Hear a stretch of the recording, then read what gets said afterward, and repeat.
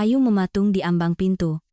Di lorong depan berdiri sepasang sepatu hak tinggi wanita yang asing, dan dari kamar tidur terdengar suara-suara yang mencurigakan. Situasi klise yang digambarkan dalam banyak sinetron dan cerita novel. Hanya saja, Ayu tidak pernah berpikir hal seperti ini bisa terjadi padanya.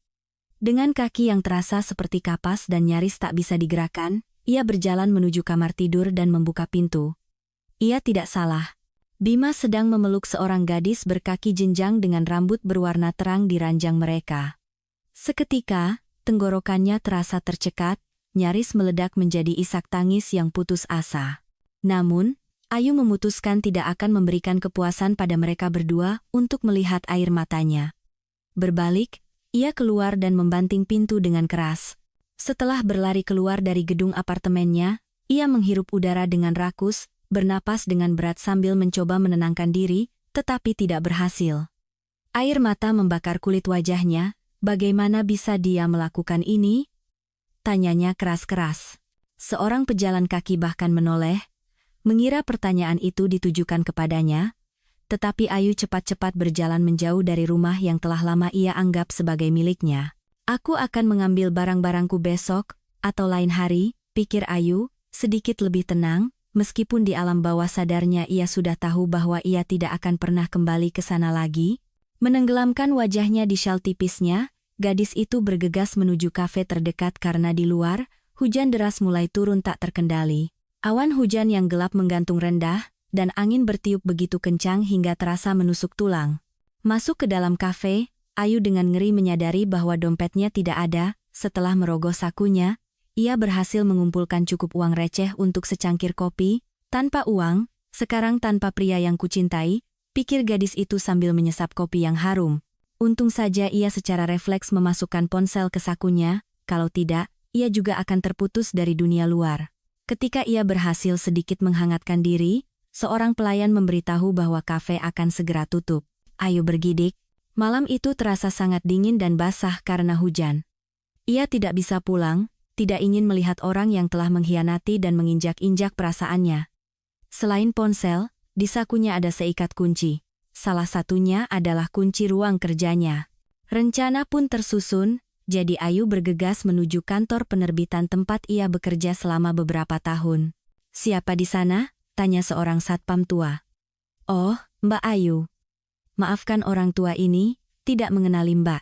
Ada apa gerangan datang selarut ini?" "Pak Budi, bolehkah saya menginap di ruangan saya malam ini?" tanya Ayu dengan suara bergetar karena kedinginan. Bapak Budi telah bekerja sebagai satpam di penerbitan mereka selama beberapa tahun. Ia adalah pria tua yang baik hati dan ceria. Semua karyawan sangat menyukainya dan memanggilnya Pak Budi. "Ya Tuhan, tentu saja, Mbak Ayu," katanya dengan sigap. "Mana mungkin saya membiarkan Mbak kedinginan di luar, masuklah. Saya akan membuatkan teh hangat." Mbak gemetaran sekali, "Nanti bisa sakit." Ayu membuka ruangannya, melepas jaketnya, dan menyeruput secangkir teh jahe yang diseduh dengan penuh perhatian oleh sang satpam. Ia sangat menghargai pekerjaannya. Bima adalah salah satu pemilik perusahaan penerbitan ini. Siapa pemilik saham lainnya? Ia tidak tahu. Bima tidak suka membicarakan topik semacam itu. Hanya sekali ia pernah menyinggung bahwa ia mendirikannya bersama seorang teman yang kemudian menjual bagiannya kepada seorang pengusaha besar. Namun, secara de facto, Bima sendirilah yang mengelola penerbitan itu. Ayu, setelah lulus dari Fakultas Jurnalistik, bergabung dengan staf Bima, dan kemudian bahkan menjadi pemimpin redaksi. Ia berhasil dengan cepat mendapatkan wibawa dan rasa hormat dari rekan-rekannya, karena seringkali ia harus mengambil alih tugas Bima. Dan bukan hanya itu, ia selalu berusaha membantu suaminya dalam segala hal, baik dalam pekerjaan maupun keluarga, meskipun status di KTP hanyalah formalitas yang tidak penting bagi siapapun. Sudah berakhir, Ayu. Semuanya sudah berakhir. Orang yang kau anggap cinta sejatimu ternyata seorang bajingan dan pengkhianat, katanya pada diri sendiri dan tertawa getir. Bayangan pengkhianatan itu terus muncul di depan matanya. Mengunci pintu, Ayu akhirnya meluapkan perasaannya, menangis hingga tengah malam. Ia hampir tidak tidur, hanya terlelap sejenak menjelang pagi sambil duduk di kursi kerjanya. Ia terbangun oleh suara gaduh di ruang resepsionis. Pintu digedor dengan sekuat tenaga. "Buka, Ayu! Buka! Ku bilang!" teriak Bima. Jantung di dadanya berdebar kencang. Ia sama sekali tidak ingin membuka pintu, tetapi ia tahu ia harus melakukannya, kalau tidak Bima akan membuat keributan yang lebih besar saat para karyawan mulai berdatangan. "Kenapa kamu tidak pulang semalam?" tanya Bima. Ayu menatap keluar jendela dalam diam.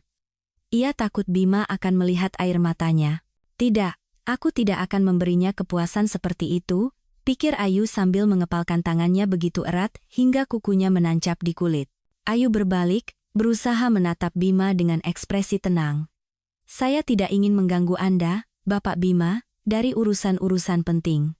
Bima menatap matanya dengan kurang ajar, tetapi yang mengejutkan Ayu adalah tidak adanya penyesalan atau rasa bersalah sama sekali dalam tatapannya. Sebaliknya, ia menyeringai angkuh. "Lalu apa? Apa yang kau sarankan? Kau mau bilang ini salahku karena kau membawa perempuan entah siapa ke rumah kita?" Ayu merasa sulit bernapas. Ia telah menduga apa saja, tetapi Bima memutarbalikkan fakta seperti ini sudah keterlaluan. Ia memutuskan untuk mengakhiri pembicaraan dan mencoba keluar, tetapi Bima mendorongnya ke dinding. "Mau kemana kau? Apa kau pikir aku akan membiarkanmu pergi begitu saja?" tanyanya dengan angkuh. "Lepaskan, Bima. Semuanya sudah berakhir. Aku tidak mau melihatmu lagi." Ayu mencoba melepaskan diri dari cengkeraman kuat pria itu, tetapi tidak berhasil. "Kau sudah berpikir baik-baik, Ayu?" tanya Bima dengan nada marah. "Kau bukan apa-apa tanpaku. Ingat dari mana aku memungutmu? Kau mau kembali ke lumpur tempat kau berada sebelumnya? Tanpa aku, tidak akan ada yang memberimu pekerjaan di kota ini." Ayu terdiam, mencoba menahan diri agar tidak menangis. Ya, ia tidak punya siapa-siapa lagi dari keluarganya. Satu-satunya orang terdekat yang ia miliki selama ini adalah Bima. Orang tuanya meninggal ketika ia masih sangat kecil, dan ia dibesarkan oleh neneknya yang juga baru saja berpulang. Bima tahu kelemahannya, dan sekarang ia menekan titik itu.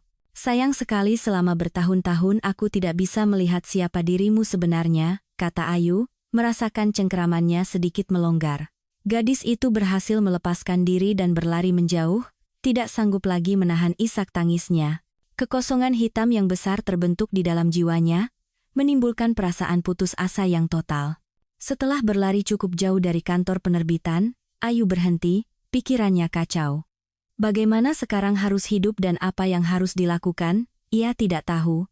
Tatanan hidup yang biasa tidak akan bisa kembali, dan ia harus pindah dari apartemen Bima. Ya Tuhan, bagaimana bisa dia? Hanya satu pertanyaan itu yang berputar di kepalanya. Pikiran bahwa ia harus kembali ke apartemen itu membuatnya takut. Bagaimana jika ia bertemu lagi dengan Bima di sana? Itulah hal yang paling tidak ia inginkan di dunia ini. Sambil menghela napas berat, gadis itu menyeka air matanya dan perlahan berjalan menyusuri jalanan yang dipenuhi toko dan kafe. Untuk barang-barangnya, ia memutuskan untuk kembali nanti setelah sedikit lebih tenang. Ayu mencoba merenungkan kembali hidupnya, di mana ia melakukan kesalahan, mengapa Bima mulai berselingkuh, padahal Bima mencintainya, ia merasakannya. Memang, belakangan ini Bima banyak berubah, sering mudah tersinggung, kasar, dan selalu pulang kerja terlambat. Sekarang ia mengerti, mungkin pada periode itulah Bima menemukan selingkuhan, atau mungkin lebih dari satu. Air mata kembali menggenang di matanya saat memikirkan hal itu. Di saat ia berusaha sekuat tenaga membantu Bima dalam pekerjaan, mendukungnya, Bima justru bermain api dengan gadis-gadis lain, lalu pulang ke rumah seolah tidak terjadi apa-apa dan tidur seranjang dengan Ayu. Mendekati sebuah toko bunga, Ayu terdiam sejenak, memandangi para pria yang sedang memilih bunga. Toko ini adalah toko bunga elit, salah satu yang terbaik di kota. Melirik bayangannya di etalase, Ayu tersenyum sedih. Di sana tampak seorang gadis murung dengan mata yang kusam dan bengkak karena air mata, dengan maskara yang luntur. Berpaling dari etalase, ia berjalan cepat menjauh, tenggelam dalam pikirannya yang sedih dan sama sekali tidak memperhatikan sekelilingnya. Tepat pada saat itu, seorang pria keluar dari toko membawa sekeranjang besar mawar putih. Ayu, tanpa melihat, menabraknya dengan kecepatan penuh. Sebagian bunga berjatuhan. Dan Ayu terjatuh. "Mbak, kalau jalan lihat-lihat, dong." Bentak pria itu dengan kesal, tetapi ia tetap mengulurkan tangan untuk membantunya berdiri. Dan pada saat ia menyentuh tangannya, sesuatu terjadi pada Ayu, sesuatu yang telah ia coba lupakan seumur hidupnya sejak masa kanak-kanak. Paru-parunya terasa terbakar, kepalanya pusing, dan di dadanya seolah-olah api berkobar. Ia tidak bisa berdiri, tubuhnya terasa lemas seperti kapas, tangan dan kakinya tidak mau menurut. Hanya di kepalanya, satu gambaran berganti dengan yang lain. Ayu melihat pria yang berdiri di sampingnya ini terbakar di dalam api, di dalam sebuah mobil sedan hitam dengan plat nomor B545XYZ. Api seolah melahapnya, ia berteriak kesakitan. Seolah merasakan semua rasa sakitnya, gadis itu kehilangan kesadaran. Saat sadar, hal pertama yang ia lihat adalah wajah cemas pria yang sama dari penglihatannya. "Ya Tuhan, Anda membuat saya takut. Anda perlu ke rumah sakit, mari saya panggilkan taksi." Pria itu tersenyum ramah. "Saya akan mengantar sendiri, tapi saya tidak bisa, sedang terburu-buru." Ia mengeluarkan ponselnya untuk memesan taksi. "Tolong, besok jangan kemana-mana, tetaplah di rumah, Anda dalam bahaya," bisik Ayu. "Anda pasti terbentur kepala." "Anda benar-benar harus ke dokter," kata orang asing itu. "Tidak perlu, saya baik-baik saja." Ayu berdiri dan menyadari bahwa ia berada di sebuah bangku di halte bus. "Mungkin saat aku pingsan, dia membawaku ke sini," pikir gadis itu. Pria itu mengangkat bahu dan berjalan menuju mobil sedan hitam yang terparkir di pinggir jalan dengan plat nomor B545XYZ. "Tunggu!" teriak Ayu dan berlari ke arahnya. Pria itu berbalik, menatap gadis yang berlari ke arahnya. Sambil memegang lengannya, Ayu berkata dengan cepat, "Saya tahu Anda mungkin menganggap saya gila, tapi saya mohon, dengarkan saya. Anda sama sekali tidak boleh pergi kemanapun besok dengan mobil ini. Saya bersumpah.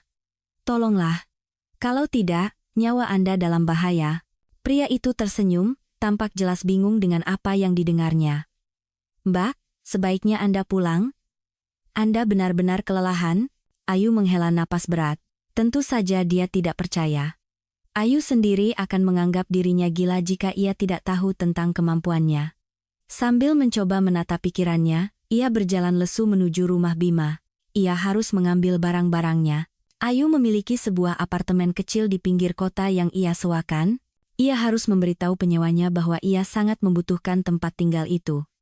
Tentu saja ia merasa sangat kasihan harus mengusir orang-orang itu, apalagi mereka adalah penyewa yang sangat baik. Mereka telah lama menyewa apartemen itu dan selalu membayar tepat waktu, serta menjaga kebersihan dengan sempurna. Tapi apa boleh buat, ia sendiri butuh tempat tinggal. Setelah menelepon dan memberitahu penyewanya, gadis itu bergegas mengambil barang-barangnya. Para penyewa memohon waktu untuk pindah, baru-baru ini keluarga mereka baru saja dikaruniai seorang anak. Mereka bahkan menawarkan untuk membayar sewa sebulan di muka. Setelah berpikir, Ayu tidak bisa menolak mereka. Lagi pula, uang tambahan saat ini sangat berguna. Semakin dekat ia ke rumah tempat ia tinggal selama beberapa tahun terakhir, semakin berat hatinya. Mendekati pintu yang dituju, Ayu mencoba mengumpulkan pikirannya, takut bertemu Bima di rumah, atau yang lebih buruk lagi, berduaan dengan selingkuhannya, tetapi saat memasukkan kunci ke lubang kunci, ia tertegun. Kunci itu berputar sia-sia. Tidak ada keraguan tentang kunci yang dipilih, kuncinya benar, tapi tidak cocok. Ayu duduk di anak tangga, dan menangis pelan. Bima sudah mengganti kuncinya, kenapa dia melakukan itu? Padahal dialah yang berselingkuh, bukan Ayu. Gadis itu duduk di sana di anak tangga sampai larut malam, menunggu Bima, tetapi Bima tidak juga muncul. Ayu berpikir apa yang harus ia lakukan dan kemana harus pergi. Tentu saja, ia memiliki rumah tua peninggalan neneknya di desa di luar kota, tetapi rumah itu sudah cukup reyot bahkan saat neneknya masih ada. Neneknya menabung semua uangnya untuk membelikan cucu satu-satunya sebuah apartemen di kota, dan sekarang, apa yang terjadi dengan rumah itu? Ayu belum pernah ke sana sejak neneknya meninggal. Setelah berpikir sejenak, ia memutuskan untuk pergi ke kantor. Malam ini adalah giliran jaga Pak Budi lagi, pria tua itu pasti tidak akan membiarkannya terlantar di jalan. Sesampainya di kantor penerbitan, Ayu merasa sangat lelah. Setelah mengetuk, ia mendengar suara pintu dibuka. "Mbak Ayu, saya diperintahkan untuk tidak membiarkan Mbak masuk lagi. Maafkan saya, orang tua ini." "Bima yang menyuruh?" tanya Ayu, dengan bibir bergetar. "Iya. Tadi setelah Mbak pergi, dia seperti orang kesetanan. Berteriak pada semua orang, menyuruh segera mencari pengganti Mbak. Tapi akan sulit baginya menggantikan Mbak, bahkan bekerja untuk 3 orang." Satpam itu menghela napas berat. "Saya tidak tahu apa yang terjadi di antara kalian. Tapi saya tidak bisa membiarkan Mbak kedinginan di luar. Masuklah, menginap saja di pos saya. Besok pagi baru pikirkan apa yang harus dilakukan." "Terima kasih, Pak Budi," jawab Ayu sambil terisak. Kepalanya serasa mau pecah, dan hatinya sakit karena perlakuan yang tidak adil. Namun, begitu kepalanya menyentuh bantal, Ayu langsung tertidur. Ia terbangun ketika matahari sudah bersinar terang, dan terdengar suara riuh orang-orang. Dengan cepat merapikan diri, Ayu menuju ruangannya. Yang mengejutkan, ruangannya terbuka. Ayu bergegas mengumpulkan barang-barangnya, yang cukup banyak. Yang terpenting tentu saja laptopnya. Dengan tergesa-gesa memasukkan barang-barangnya ke dalam tas, ia hendak keluar dari ruangan itu ketika Bima muncul di ambang pintu. "Siapa yang berani membiarkanmu masuk ke sini? Kau sudah dipecat sejak kemarin," desisnya. "Jangan khawatir, aku datang untuk mengambil barang-barangku dan pesangon." "Aku tidak akan mengganggumu lagi," jawab gadis itu. Orang yang berdiri di hadapannya sekarang nyaris tidak mirip dengan orang yang pernah ia cintai. "Pergi, tapi letakkan barang-barang itu kembali," teriak Bima. Orang-orang yang penasaran mulai mengintip ke dalam ruangan, tetapi itu tidak membuatnya malu sedikit pun. "Tapi ini barang-barang pribadiku, dan laptop ini juga milikku." "Jangan gila, Bima," jawab Ayu sambil memeluk tasnya. Pada saat itu, Bima yang marah mengangkat tangannya untuk memukulnya, tetapi seorang sekretaris yang masuk menggagalkan niatnya. "Bapak Bima, Direktur Utama sudah datang, menunggu Anda di ruangannya," kata gadis itu. "Kau beruntung, sekarang pergi dari sini," teriak Bima pada Ayu. "Aku tidak tahu kenapa kau bersikap seperti ini. Mungkin ini balasan atas kesetiaan dan cintaku padamu. Tapi ketahuilah, karma itu ada, dan semua kejahatan yang kau lakukan padaku pasti akan kembali padamu. Lihat saja nanti," kata Ayu dengan suara keras dan berlari keluar ruangan sambil menyeka air mata. "Aditya, aku muak dengan semua ini. Rasanya aku seperti tercekik oleh keputusasaan," kata seorang pria yang duduk di kursi kulit besar di seberang temannya, Rian. "Sobat, jangan berlebihan. Siapapun akan iri padamu, bisnis stabil, pendapatan bagus, gadis-gadis terbaik. Lihat saja cindimu itu, seperti keluar dari majalah, tidak bisa melepaskan pandangan," jawab Rian sambil tersenyum. "Kau benar. Hanya saja semua itu sudah lama tidak memberiku kebahagiaan. Aku ingin hubungan yang tulus dan sejati. Sementara semua gadis itu, termasuk Cindi, hanya tertarik pada tebalnya dompetku." Aditya menatap keluar jendela dengan termenung. "Masa sih hanya dompetnya?" tawa Rian. "Kau kan sudah populer sejak sekolah, karena selalu dianggap tampan." Aditya berdiri dan mendekati jendela panorama besar di ruang kerjanya. "Ya, itu benar.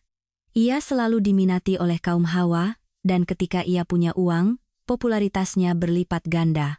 Kantor perusahaannya terletak di pusat bisnis terbesar, dan dari jendela terhampar pemandangan yang indah. Ini adalah syarat mutlak." Di dalam hatinya, Aditya adalah seorang romantis sejati, meskipun ia harus menyembunyikan perasaan itu dalam-dalam agar tidak dianggap lemah. Dalam bisnis, yang penting adalah ketegasan, ketenangan, dan kekerasan. Aditya memiliki sebuah holding media besar yang mencakup beberapa penerbitan terbesar dan bahkan beberapa stasiun televisi. "Hari ini aku bertemu dengan seorang gadis aneh saat membeli bunga untuk Cindi," katanya pelan, terus menatap kejauhan. "Lalu? Apa gadis itu begitu cantik sampai membuatmu gila?" tanya Rian sambil tersenyum. "Bukan itu masalahnya. Aku bahkan tidak sempat melihatnya dengan jelas, tapi kata-katanya tidak bisa hilang dari pikiranku. Bayangkan, dia memohon padaku untuk tidak naik mobil besok, katanya aku dalam bahaya." Rian tertawa. "Wah, sobat, sepertinya masalahmu benar-benar parah. Sekarang kau percaya pada peramal dan semacamnya? Lagi pula, besok kita ada pertemuan penting, lupa? Aku ingat semua. Aditya melambaikan tangan. Oh ya, kita juga harus mampir ke penerbitan yang kita beli beberapa tahun lalu. Ada keluhan tentang manajer di sana, katanya sudah lepas kendali. Ada informasi dia menggelapkan uang. Kita perlu memeriksanya. Teman-teman itu berpisah, dan Aditya pulang. Di ambang pintu, ia disambut oleh Cindy yang langsung melompat ke lehernya, dan berbisik dengan nada manja yang dibuat-buat. Syukurlah kau sudah pulang. Aku sangat merindukanmu, seharian memikirkanmu, dan ia mulai menciuminya. Cindy, hentikan. Aku lelah, kata Aditya sambil menjauhkan diri dari gadis itu. Kamu membosankan sekali, Adit. Kenapa juga aku bisa jatuh cinta padamu? Kata Cindy sambil cemberut dengan dibuat-buat. Apa kau benar-benar jatuh cinta? Tanya Aditya sambil menatap matanya. Apa maksudmu dengan itu? Cindy mulai marah, dan karena tidak mendapat jawaban, ia melanjutkan. Kau selalu tidak puas, selalu lelah, seolah-olah kau sudah tua. Aditya berjalan menuju kamarnya, tetapi sebelum masuk, ia berbalik dan berkata, aku tidak menahan siapapun. Jika kau tidak suka dengan sesuatu, kau tahu di mana pintu keluar. Ketika pintu di belakang pria itu tertutup, Cindy sudah mengeluh kepada ayahnya melalui telepon. Aditya berbaring diam di tempat tidurnya dan merenungkan hidupnya. Entah kenapa ia teringat masa kecilnya ketika ia tinggal berdua dengan ibunya. Waktu itu ia anggap sebagai masa terbaik dalam hidupnya. Mereka tinggal di sebuah kota kecil, jauh dari hiruk-pikuk kota metropolitan. Ayahnya pergi ke Jakarta untuk mencari peruntungan dan tidak pernah kembali. Ibunya sangat menderita, tetapi ia berhasil membesarkan putranya menjadi seorang pria sejati.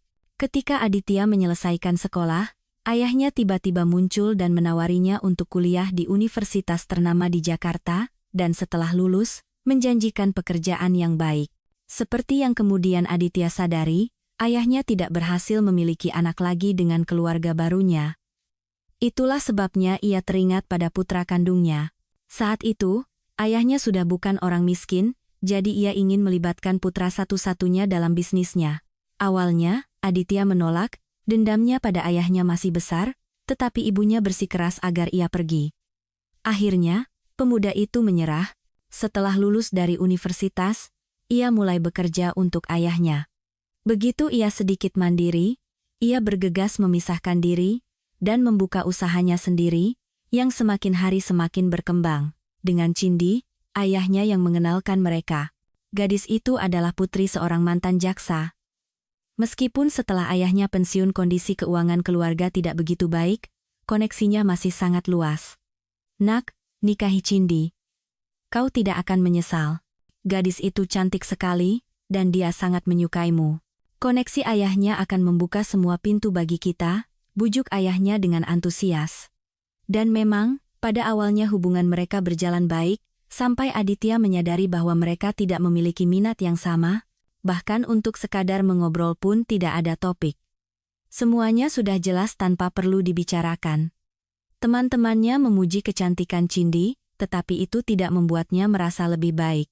Belakangan ini, Cindy mulai mengisyaratkan bahwa sudah waktunya untuk meresmikan hubungan mereka, dan orang tua dari kedua belah pihak juga terus menekan.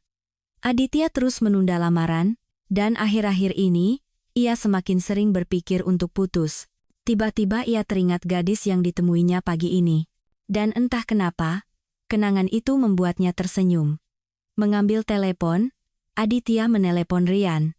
Sobat, tolong bantu aku akan ke rumah ibu hari ini, sudah janji. Aku tidak tahan, rasanya sesak di rumah sendiri. Tolong gantikan aku di pertemuan besok. Wah, kamu ini benar-benar putus asa, tawarian di telepon. Tapi aku naik apa? Mobilku kan masih di bengkel setelah kecelakaan. Tidak masalah, pakai mobilku saja, aku akan naik taksi ke rumah ibu. Sudah lama tidak bertemu dengannya, rindu sekali. Mengetahui bahwa Aditya akan pergi ke rumah ibunya, Cindy menunjukkan wajah tidak senang.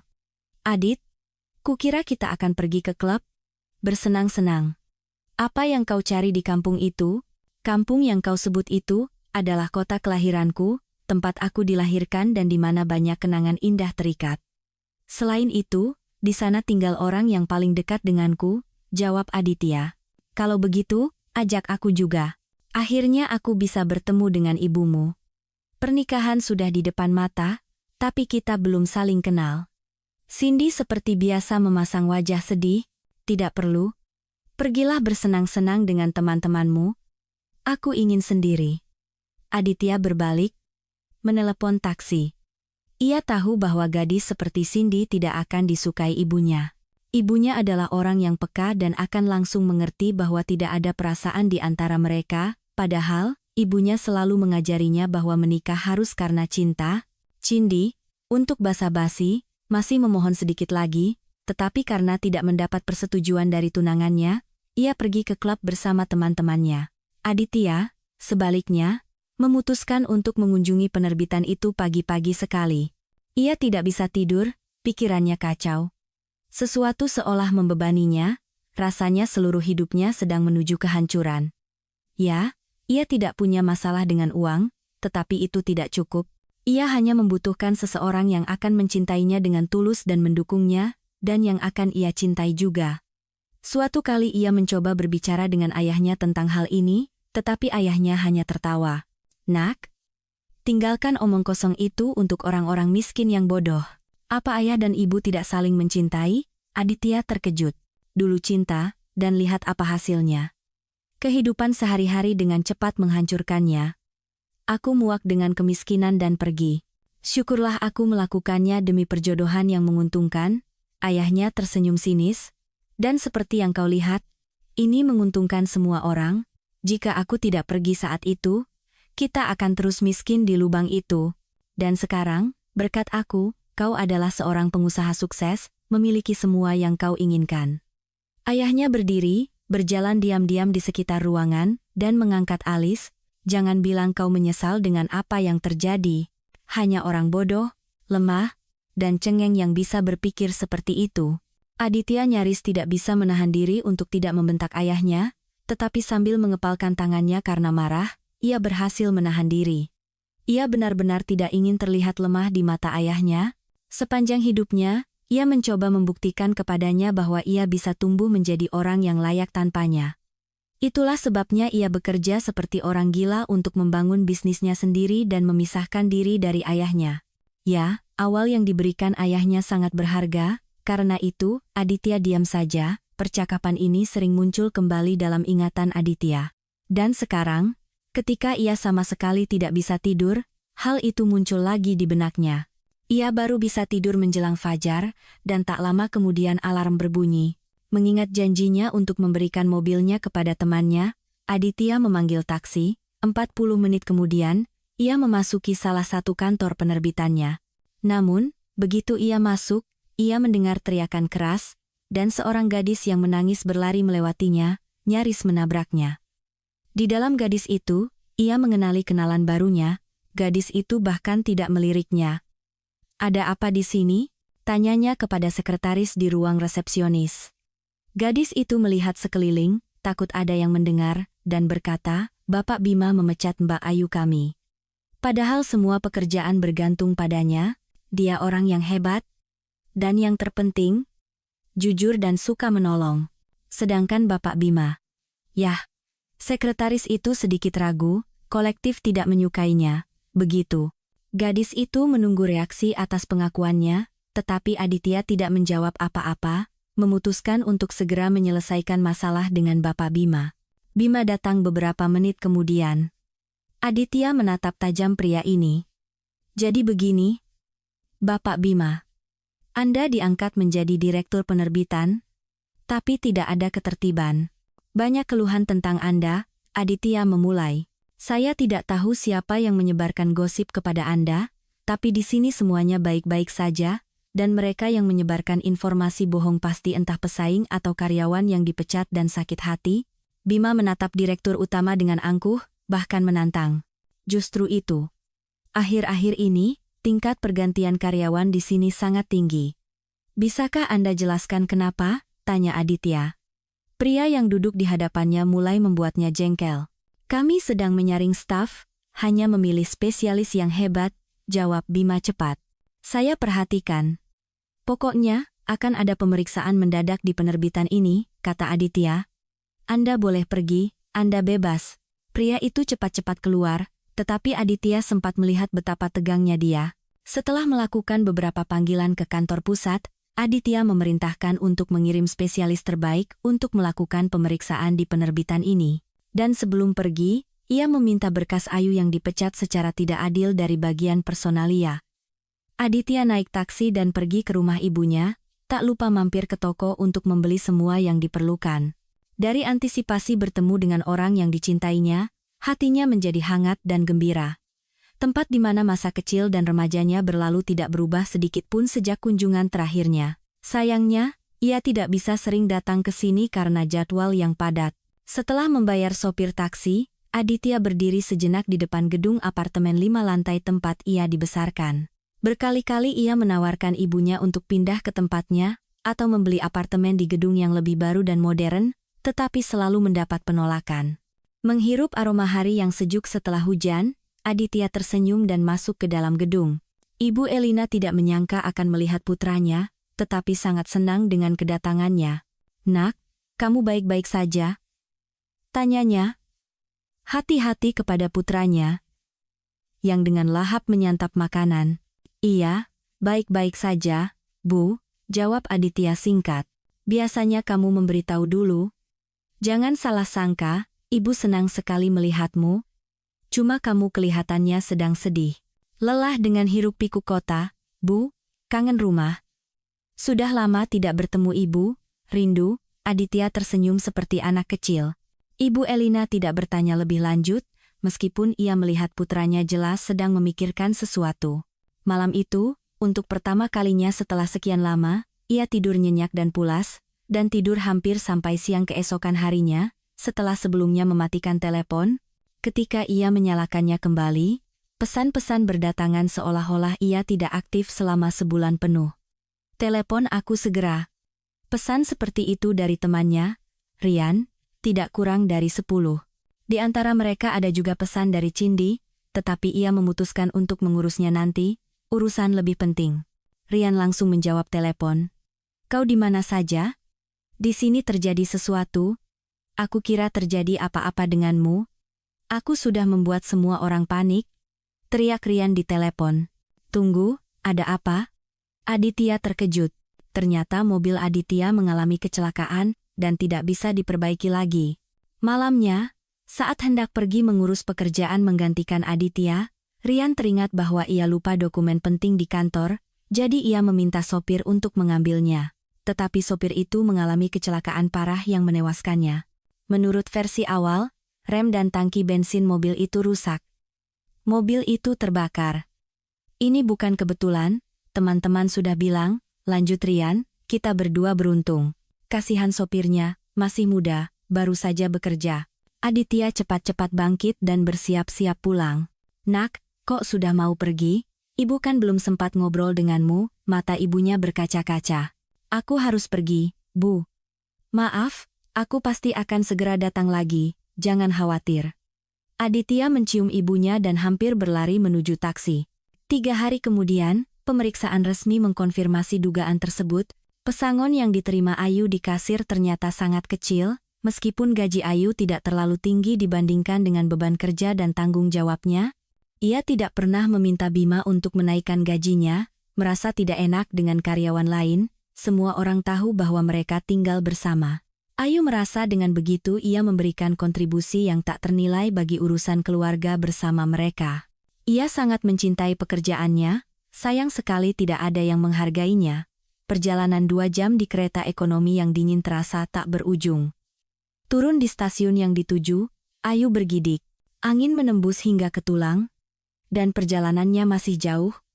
Memanggil ojek online tidak ada gunanya. Dalam cuaca seperti ini, tidak ada kendaraan yang akan pergi ke desa. Menaikkan keran jaketnya lebih tinggi dan memasukkan tangan ke saku, gadis itu melangkah di jalan setapak yang nyaris tidak terlihat. Ia hampir kehabisan tenaga ketika desa yang dikenalnya mulai terlihat. Sedikit lagi, pikir Ayu dalam hati, mengumpulkan sisa tenaganya. Tiba-tiba ia merasa mendengar suara aneh di dekatnya. Ayu menoleh dan melihat sesosok manusia terbaring di lumpur. Dengan hati-hati mendekat, ia mendengar gumaman seorang pria. "Anda kenapa? Anda sakit?" tanya gadis itu cepat. Pria itu mengatakan sesuatu, tetapi Ayu tidak bisa memahaminya. Mengambil ponsel dari tasnya, ia menyorotkan cahaya ke wajahnya. "Agus, ya Tuhan, apa yang terjadi?" Dalam sosok yang terbaring di lumpur itu, ia mengenali teman sekelasnya yang dulu tinggal tidak jauh darinya. Di masa kecil, mereka sangat akrab, dan di masa remaja, Agus bahkan pernah menyatakan cinta padanya.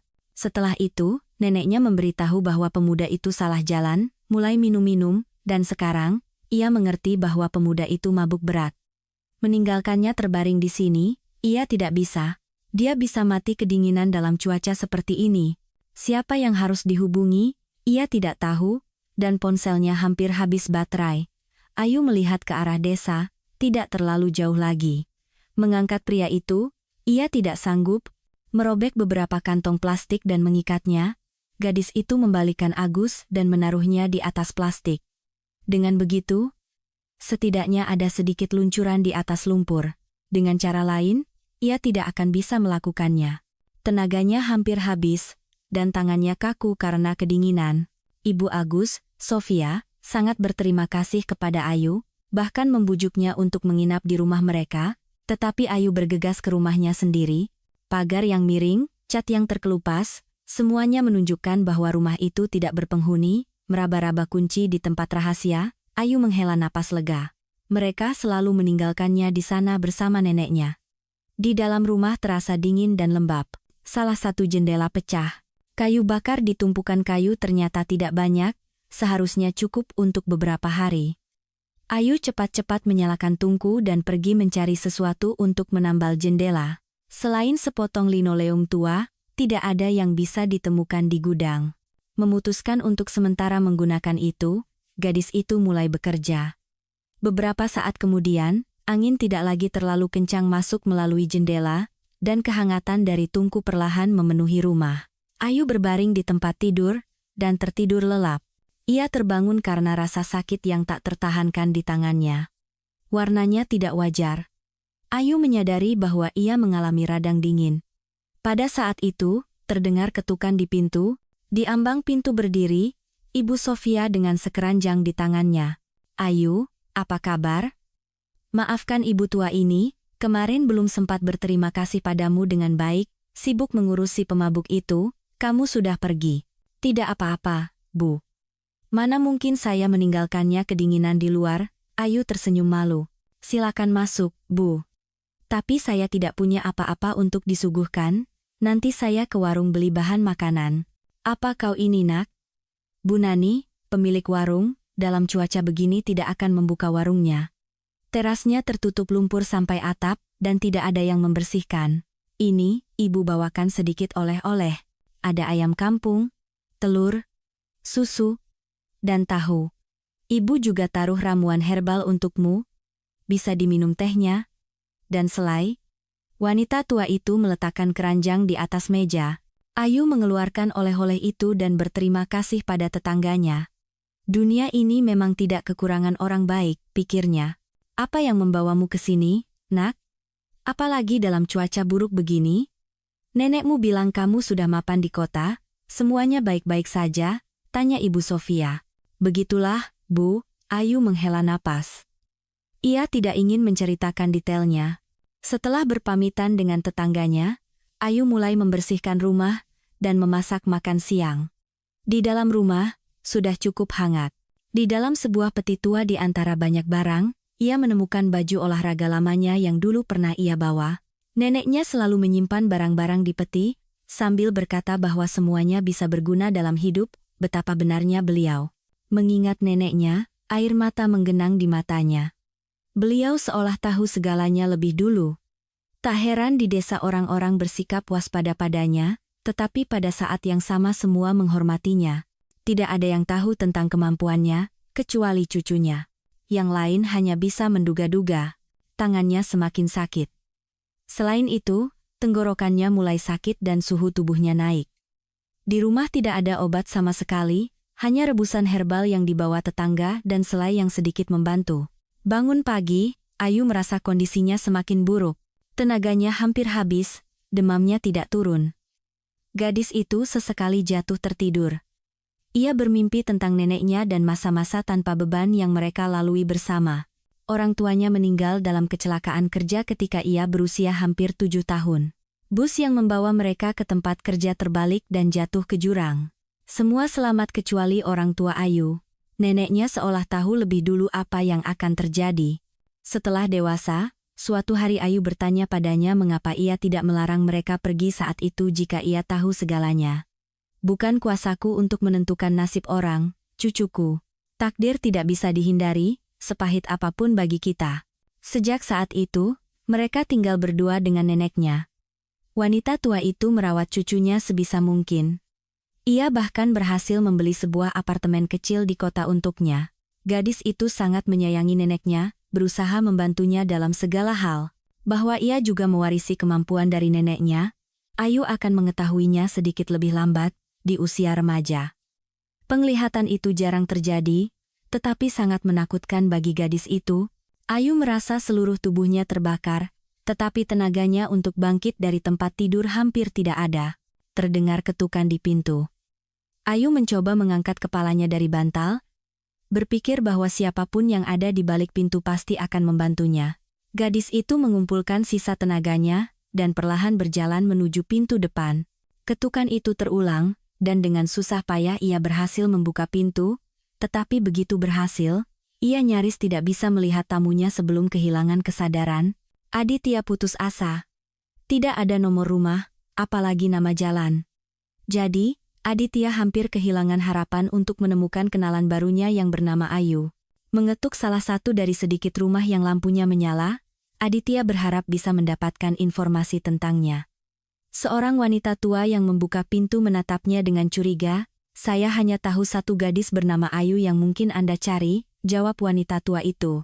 Di sini kebanyakan orang tua, dan orang-orang seperti anak saya ini. Wanita itu menunjuk pada seorang pria yang mendengkur keras di sofa. Bau alkohol yang menyengat di ruangan itu sudah cukup menjelaskan. Bayangkan, Ayu baru saja menyelamatkan si bandel saya ini dari kematian kedinginan, menemukannya tergeletak di lumpur. Tolong sampaikan terima kasih saya lagi padanya. Saya sendiri tidak bisa pergi, sudah 3 hari sakit, susah bangun. Sekarang Aditya tahu arah yang harus dituju. Menemukan rumah yang dimaksud, pria itu memperhatikan bahwa pintu tertutup lumpur, dan hanya cahaya lampu yang redup yang menandakan ada orang di dalam. Tidak ada yang menjawab ketukannya, ia harus mengetuk berkali-kali sebelum pintu terbuka. Namun, begitu membuka pintu, gadis itu langsung jatuh pingsan. Aditya sempat menangkapnya dan, setelah masuk ke dalam rumah, membawanya ke tempat tidur. Wajah gadis itu pucat pasi, dan seluruh penampilannya menunjukkan bahwa ia harus segera dibawa ke rumah sakit. Ide memanggil ambulans langsung Aditya singkirkan. Kemungkinan besar tidak akan bisa melewati jalanan berlumpur seperti ini. Jadi, ia memutuskan untuk membawanya sendiri. Mobil SUV yang ia pinjam dari ayahnya bisa dengan mudah melewati genangan lumpur apapun. Membungkus Ayu dengan selimut, Aditya dengan hati-hati membawanya ke kursi belakang mobil dan berangkat ke rumah sakit, sambil menelepon salah satu dokter terbaik di kota. Saya mohon, tolong bantu dia, pinta Aditya. Jangan khawatir, ini tugas kami, jawab dokter sambil memasukkan uang yang diterimanya dari Aditya ke dalam saku. Gadis itu dibawa pergi, dengan janji akan diberitahu kondisinya begitu situasinya jelas. Sepanjang perjalanan pulang, Aditya memikirkan Ayu. Tidak setiap gadis akan mempertaruhkan kesehatannya untuk menyelamatkan seorang pemabuk, pikirnya. Luar biasa, menyentuh, dan begitu tak berdaya. Begitulah Ayu di matanya, meskipun ia sama sekali tidak mengenalnya. Membuka mata, Ayu tidak bisa mengerti di mana ia berada. Baru beberapa saat kemudian ia sadar bahwa ini adalah rumah sakit. Ruangannya modern dengan renovasi yang bagus, seperti yang hanya pernah ia lihat di film. Pergelangan tangannya diperban sepenuhnya, dan obat mengalir dari infus di sampingnya. Bagaimana ia bisa sampai di sini? Ia tidak mengerti. Seorang perawat yang masuk tersenyum ramah. Akhirnya sadar juga. Saya akan panggilkan dokter. Dengan kata-kata itu, ia bergegas keluar. Dokter memeriksa Ayu cukup lama, mengajukan banyak pertanyaan tentang kondisinya. Yang paling mengkhawatirkan adalah tangan gadis itu. Baiklah, Ayu, kondisi Anda sudah berhasil kami stabilkan. Perkembangan pneumonia berhasil dihentikan dengan obat-obatan. Tentu saja, Anda masih perlu berada di bawah pengawasan sampai tubuh Anda pulih sepenuhnya. Beristirahatlah, dokter mengakhiri dan keluar. Ayu tinggal di ruangan bersama perawat yang mengganti cairan infus.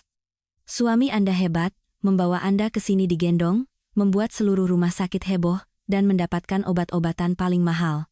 Pria yang tampan pula. Oh, maaf, perawat itu berhenti, melihat tatapan serius pasiennya. Suami, katamu? Ayu tidak mengerti apa yang terjadi, peristiwa terakhir terhapus dari ingatannya. Bahwa Bima bisa merawatnya? Sulit dipercaya, terutama setelah apa yang terjadi di antara mereka. Lalu siapa? Beberapa hari berikutnya berlalu seperti itu juga, prosedur, suntikan, minum obat. Hanya perawat muda itu yang sesekali membawakan oleh-oleh yang dikirim oleh suaminya, setiap kali dengan penuh kekaguman menceritakan tentangnya. Ayu sedang tertidur lelap ketika Aditya masuk ke dalam ruangan. Dalam 2 hari, gadis itu terlihat berbeda. Pipinya mulai merona, dan napasnya teratur dan tenang. Dari dokter, Aditya tahu bahwa tangannya menderita luka bakar dingin yang parah dan membutuhkan perawatan jangka panjang. Selama beberapa hari ini, ia berhasil mengetahui banyak tentang Ayu. Ia mempelajari berkasnya yang diambil dari bagian personalia di kantor penerbitan dan berbicara dengan rekan-rekannya. Ia ingin menyentuh tangannya, tetapi takut membuatnya kaget. Ayu seolah merasakan kehadirannya, dan perlahan membuka matanya. Anda? Bisiknya. Halo. Saya Aditya. Waktu itu kita tidak sempat berkenalan, ia tersenyum. Maaf jika saya menyinggung Anda. Justru saya yang minta maaf, bicara yang bukan-bukan. Anda pasti mengira saya gila, jawab Ayu. Justru itu, tidak. Aku berutang padamu. Bisa dibilang kau menyelamatkan nyawaku. Aku tidak pernah percaya hal-hal seperti itu, tapi kata-katamu membuatku membatalkan perjalanan, ketulusan dan desakanmu menyentuhku. Terima kasih. Ayu terdiam, tidak mampu mengatasi napasnya, yang terengah-engah. Sentuhannya seperti sengatan listrik, hal seperti ini hanya pernah ia rasakan ketika ia mengetahui kemampuannya di masa kecilnya yang jauh. Ayu ingat betapa takutnya ia saat itu, dan neneknya menenangkannya. Kepalanya pusing, dan ia perlahan berbaring kembali di bantal. Sebaiknya kau istirahat dulu dan jangan khawatir, kata Aditya dengan penuh perhatian. Mau kubacakan sesuatu? Tanyanya tiba-tiba. Ayu mengangguk. Pria itu duduk di tepi tempat tidur, mengambil sebuah buku, dan mulai membaca. Ayu tidak mendengarkan teksnya, tetapi suaranya begitu merdu, sehingga seolah menghipnotisnya. Hari ini Aditya terlihat berbeda dari saat pertemuan pertama mereka. Saat itu, ia mengenakan setelan jas dan mantel yang tegas. Sekarang, ia mengenakan jeans biru dan kaos biasa. Rambutnya gelap, panjang sedang, disisir rapi ke atas. Aditya bercukur bersih, dan aroma parfumnya nyaris tidak tercium, tetapi sangat menyenangkan. Aditya datang setiap hari. Awalnya percakapan mereka singkat, tetapi seiring waktu mereka mulai berbicara seperti kenalan lama. Minat yang sama, pandangan hidup, selera humor, dan tentu saja pekerjaan di bidang yang sama membuat mereka semakin dekat. Bagaimana kau bisa menemukanku waktu itu? Tanya gadis itu pada suatu malam ketika Aditya seperti biasa ada di sampingnya. Ia tersenyum. Ceritanya panjang. Aku harus berkenalan dengan tetanggamu, dan akhirnya menemukan alamatmu. Kau berbicara dengan Bima? Ayu terkejut. Ya. Aditya segera mengalihkan pembicaraan, jadi mereka tidak kembali ke topik itu lagi. Selamat pagi, Ayu. Gadis itu mendengar suara dokter yang merawatnya. Saya harus memberitahumu bahwa besok kau boleh pulang. Hasil lab sudah cukup bagus. Kami akan memberimu rujukan untuk perawatan lebih lanjut di klinik lain. Sayangnya, tanganmu tidak sembuh secepat itu. Dokter itu mengatakan sesuatu lagi, menulis rekomendasi di selembar kertas, berjanji akan memberikan semua dokumen lainnya besok saat pulang. Dan keluar. Kabar akan segera pulang. Anehnya, membuat Ayu sedih. Kembali ke rumah neneknya ia tidak mau. Dengan tangan yang sakit, mengurus kehidupan sehari-hari sangat menakutkan. Ayu menyadari bahwa ia tidak akan bisa mengatasinya. Dan perawatan mahal yang ia terima sekarang, seperti yang ia pahami dari kata-kata perawat, dibayar oleh Aditya. Malam itu, untuk pertama kalinya, Aditya tidak datang menjenguknya. Ayu menunggu sampai gelap, tetapi sia-sia. Tidur pun tidak datang, berbagai pikiran muncul di kepalanya. Menghabiskan hampir sepanjang malam tanpa tidur, pagi-pagi sekali ia pergi ke ruang dokter untuk mengambil surat keluar. Setelah mengambil suratnya, gadis itu perlahan berjalan menuju pintu keluar. Ayu. Ia mendengar suara yang dikenalnya di dekatnya. Syukurlah, kukira aku terlambat. Aditya berdiri di sampingnya dengan sebuket bunga. Maaf, kemarin tidak bisa datang, sibuk sekali. Harus menyelesaikan banyak urusan penting. Duduk dulu, ada yang mau kubicarakan. Aditya mengajaknya ke kafe rumah sakit untuk berbicara. Ayu nyaris ingin memeluknya saat bertemu. Ia sudah tidak berharap akan melihatnya lagi. Mengajak wanita itu duduk, Aditya tidak terburu-buru memulai pembicaraan, terlihat jelas bahwa ia gugup. Aku sudah berbicara dengan dokter, Aditya memulai. Dia bilang kau membutuhkan perawatan lebih lanjut, dan itu cukup serius, kurasa kau tidak seharusnya kembali ke rumah di desa itu. Rumah itu hampir tidak layak huni, dan perjalanan dari sana ke kota untuk perawatan sangat tidak mungkin. Dan bagaimana kau akan mengurus dirimu sendiri? Aditya berhenti sejenak. Aku punya apartemen di kota, jawab gadis itu pelan. Itu juga aku tahu. Seperti juga aku tahu bahwa kau kehilangan pekerjaan karena Bima. Pria itu jelas tegang. Aku punya tawaran bisnis untukmu, akhirnya ia mengatakannya, menatap lawan bicaranya dengan penuh tanya. Pekerjaan? Sebagai apa? Aku tidak begitu mengerti, Ayu bingung. Kepalanya benar-benar kacau. Ayu, kau adalah spesialis yang hebat di bidangmu, maaf, aku harus mencari tahu. Aku sedang merencanakan sebuah proyek yang sangat menarik, tapi aku butuh bantuan seseorang yang bisa kupercaya sepenuhnya. Aku yakin padamu. Selain itu, kau punya pengalaman yang diperlukan. Saat ini hanya segelintir orang yang tahu tentang ini. Detailnya akan kita bicarakan nanti. Aditya menutupi tangan gadis itu dengan tangannya. Aku punya rumah besar, kau akan punya kamar dan ruang kerja sendiri. Kita akan pergi untuk perawatan yang diperlukan agar kau cepat sembuh. Ia menatap matanya. Pikirkanlah, ini adalah jalan keluar terbaik. Aku tidak tahu. Ayu menatap mata birunya, dan tidak bisa mengerti apa yang terjadi padanya. Aku setuju, setelah jeda singkat, ia akhirnya memutuskan untuk menjawab, dan dalam hati ia berpikir, apapun yang terjadi. Karena berpisah dengan Aditya, ia sama sekali tidak mau, ia tersenyum dan menghela napas lega. Mereka menuju mobil yang terparkir. Di tempat parkir, bukan SUV yang menunggu mereka, melainkan sebuah sedan biru tua kelas eksekutif, memutuskan untuk ganti citra. Tawa Aditya melihat pertanyaan di mata teman wanitanya. Perjalanan ke tempat tujuan cukup jauh. Sepanjang jalan mereka bercakap-cakap santai, tertawa, dan bercanda. Tetapi semakin dekat mereka, Aditya semakin serius. Menghentikan mobil di pintu masuk sebuah kompleks perumahan pribadi, Aditya berkata, Ayu, ada sesuatu lagi yang ingin kukatakan padamu. Aditya berhenti sejenak. Di rumah, selain aku, juga tinggal Cindi. Tunanganku. Informasi ini berefek seperti siraman air dingin bagi Ayu. Seketika, tenggorokannya tercekat, dan matanya berkaca-kaca. Aku mengerti, jawab Ayu dengan suara serak. Jangan khawatir, Cindi tidak mengerti apa-apa tentang pekerjaan, jadi tidak akan ada yang mengganggumu bekerja. Ayu mengangguk dalam diam, dan berpaling ke jendela. Tentu saja ia curiga bahwa pria seperti Aditya tidak mungkin sendiri, tetapi di lubuk hatinya ia berharap begitu. Sisa perjalanan mereka lalui dalam diam. Memarkir mobil di depan sebuah rumah besar, Aditya mengambil barang-barang gadis itu dan memberi isyarat agar ia mengikutinya. Di dalam, rumah itu ternyata lebih besar dari yang terlihat dari luar. Namun, yang mengejutkan Ayu, tempat tinggal itu cukup nyaman. Ia selalu berpikir bahwa rumah-rumah besar seperti itu seperti museum, sama sekali tidak memiliki kehangatan. Tapi sepertinya di sini ia salah. Mereka disambut oleh staf yang terdiri dari 3 orang. Seorang wanita juru masak, seorang asisten rumah tangga, dan seorang pria tua yang merupakan kepala pelayan. Perawatmu akan datang nanti sore dan membawa semua yang diperlukan untuk perawatan. Untuk sementara, silahkan beristirahat. Aditya tersenyum dan keluar. Ayu duduk di tepi tempat tidur besar dan menghela napas berat. Kamar itu didekorasi dengan warna krem terang dan perabotannya ditata dengan selera. Di dalamnya ada kamar mandi dan pintu keluar ke balkon.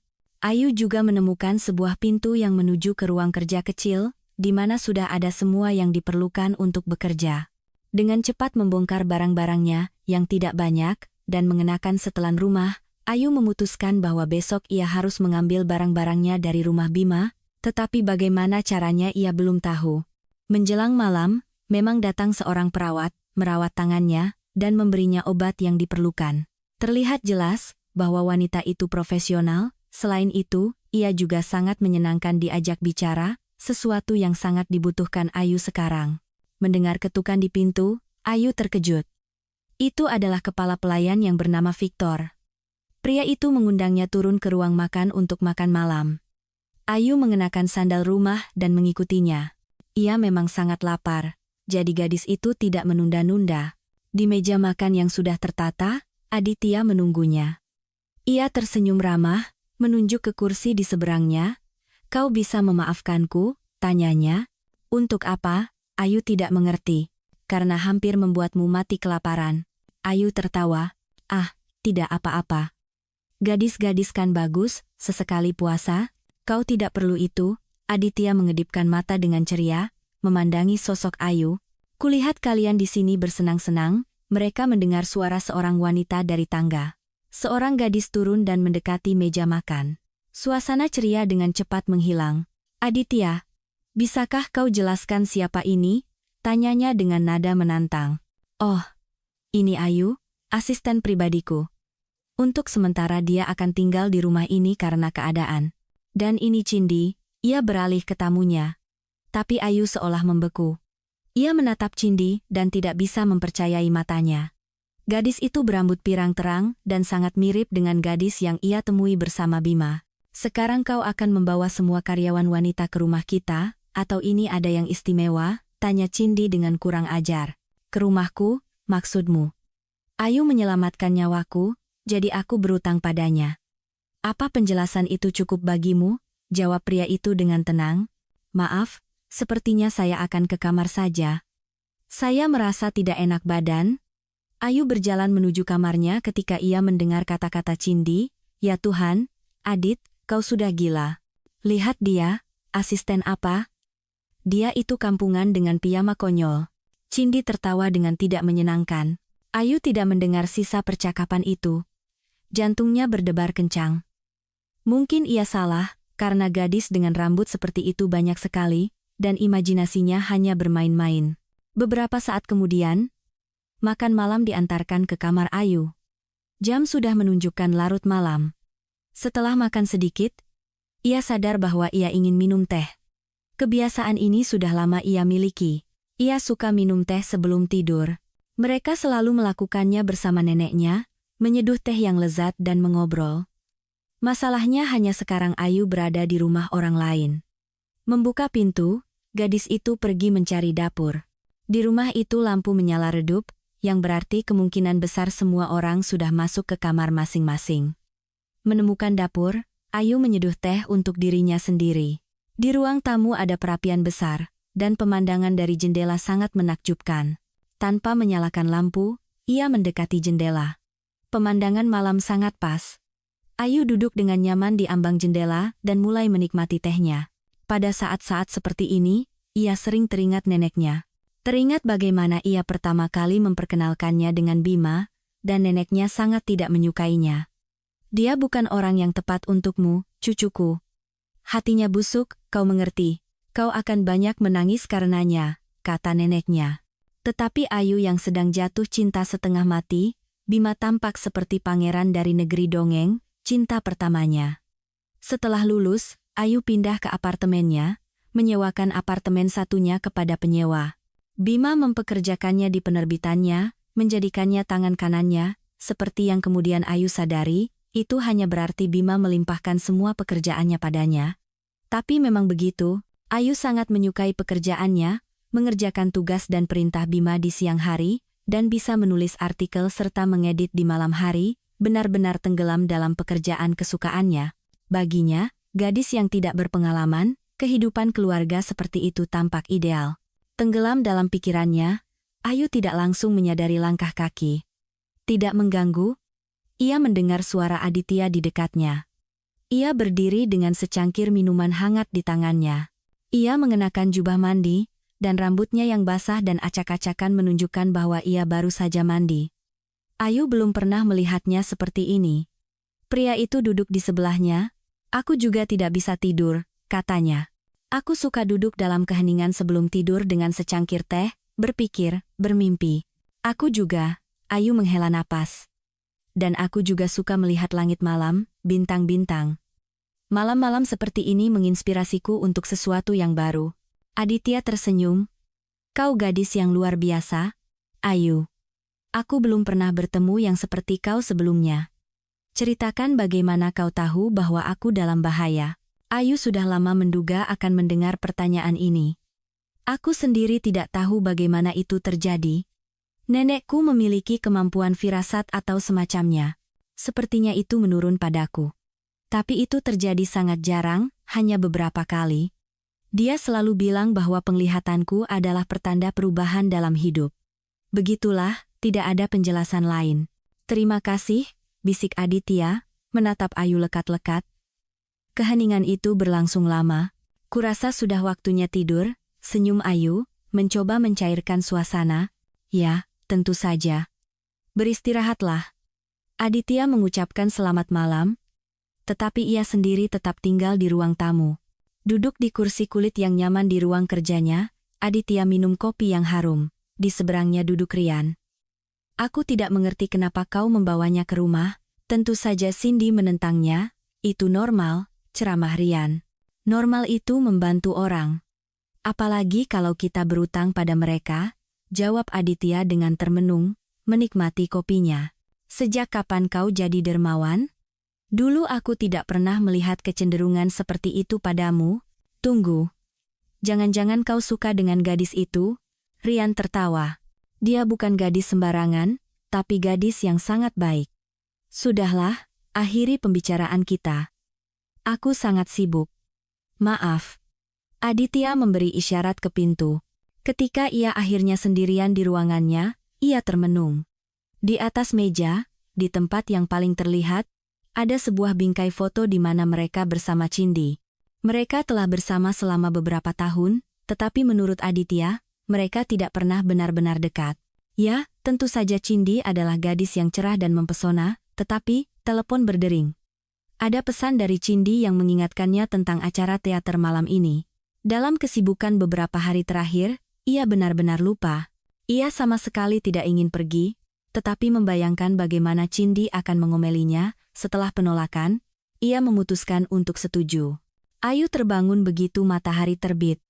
Tangannya masih sakit, tetapi tidak separah sebelumnya. Mendekati jendela, ia melihat Aditya berjalan menuju mobil barunya. Hari ini ia mengenakan setelan jas, seperti saat ia pertama kali melihatnya. Seolah merasakan tatapannya, ia berbalik dan menatapnya di jendela. Ayu tersenyum malu dan melambaikan tangan padanya. Pria itu balas melambai dan masuk ke mobil. Hari ini ia harus berkenalan dengan proyek baru Aditya. Setelah minum obat, ia turun untuk sarapan. Di bawah, Ayu mendapati Cindy sedang duduk di meja. Gadis itu membeku ragu-ragu. Ya Tuhan, kau lagi. Dengar. Manis. Ia berkata kepada Ayu. Ini adalah area makan untuk pemilik rumah, bukan untuk staf pelayan. Aditya akan mempekerjakanmu sementara untuk membantu pekerjaan. Jadi, tolonglah sarapan dengan para pelayan, dan jangan merusak nafsu makan orang. Cindy berdiri diam, menatap gadis itu. Sekarang ia hampir tidak ragu lagi bahwa dialah yang ia lihat di apartemen Bima. Apa aku bicara tidak jelas? Teriak Cindy. Maaf, memang lebih baik saya pergi, jawab Ayu pelan. Pergi ke dapur. Juru masak membuatkannya kopi dan memberinya beberapa roti lapis. Gadis itu membawa semuanya ke kamarnya, memutuskan untuk sarapan di sana. Kesan dari pertemuan dengan tunangan Aditya tidak menyenangkan, tetapi dengan tenggelam dalam pekerjaan, Ayu bisa mengalihkan pikirannya. Ketukan di pintu memecah konsentrasinya. Seorang asisten rumah tangga membawa tas-tas besar dan meletakkannya di dekat tempat tidur. "Ini, terima," katanya dengan ceria dan cepat-cepat keluar. Di dalam tas-tas itu, ada barang-barang Ayu, tapi bagaimana barang-barang itu bisa sampai di sini, padahal semuanya ada di rumah Bima. Dalam pikirannya, ia sudah mengucapkan selamat tinggal pada barang-barang itu, memutuskan untuk perlahan-lahan membeli semua yang diperlukan. Saat ia sedang memeriksa barang-barangnya, gembira seperti anak kecil, telepon berdering. "Halo." Ia mendengar suara yang dikenalnya. "Kuharap semua barangnya ada di tempat." "Halo. Bagaimana kau bisa melakukan ini?" "Bukan apa-apa. Aku hanya menelepon mantan direkturmu, dan dengan sopan menyarankan agar dia mengembalikan barang-barangmu, kalau tidak aku akan memecatnya," jawab Aditya dengan ceria. "Terima kasih." Ayu membayangkan wajah Bima saat itu dan juga tersenyum. Aditya mengucapkan selamat beraktivitas dan mematikan telepon. Gadis itu menata semua barangnya di rak dan melanjutkan pekerjaannya. Ia baru melepaskan pandangan dari layar monitor ketika di luar sudah gelap, dan di bawah terdengar suara-suara. Melihat keluar jendela, ia melihat Aditya keluar bergandengan tangan dengan tunangannya. Cindy mengenakan gaun malam yang indah, dan kepalanya dihiasi tatanan rambut yang rumit. Dari luar, pasangan itu tampak sempurna. Dua orang muda yang cantik dan sukses. Ayu tidak bisa melepaskan pandangannya. Aditya dengan penuh perhatian membantu teman wanitanya masuk ke mobil, tanpa melirik ke jendela tempat sepasang mata yang penuh perhatian menatapnya. Makan siang terlewatkan, jadi Ayu turun ke dapur. Asisten rumah tangga, Tania, dan juru masak, Bu Nani, yang semua orang di rumah memanggilnya Tante Nani, sudah makan malam.